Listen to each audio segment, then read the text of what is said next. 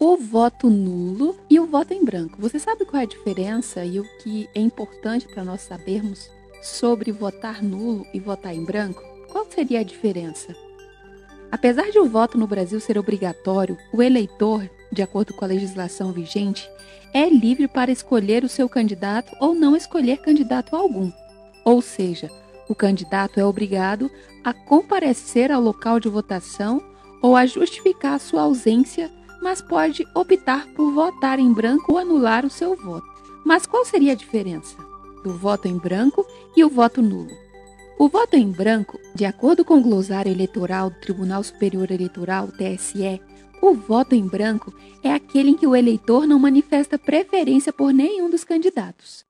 Antes do aparecimento da urna eletrônica, para votar em branco bastava não assinalar a cédula de votação, deixando-a em branco. Hoje em dia, para votar em branco, é necessário que o eleitor pressione a tecla branco e, em seguida, a tecla confirma. Já o voto nulo, o TSE considera como voto nulo aquele em que o eleitor manifesta sua vontade de anular o voto. Para votar nulo, o eleitor precisa digitar o número de candidato inexistente, como por exemplo 00, e depois a tecla confirma. Antigamente, como o voto branco era considerado válido, isto é, era contabilizado e dado para o candidato vencedor, ele era tido como um voto de conformismo, na qual o eleitor se mostrava satisfeito com o candidato que vencesse as eleições, enquanto que o voto nulo, considerado inválido pela Justiça Eleitoral, era tido como um voto de protesto contra os candidatos ou contra a classe política em geral. Atualmente vigora no pleito eleitoral o princípio da maioridade absoluta de votos válidos, conforme a Constituição Federal e a Lei das Eleições. Este princípio considera apenas os votos válidos, que são os votos nominais e os de legenda para os cálculos eleitorais, considerando os votos em branco e os nulos.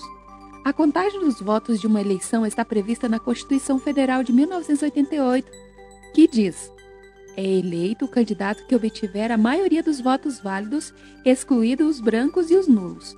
Ou seja, o voto em branco ou nulo simplesmente não são contados.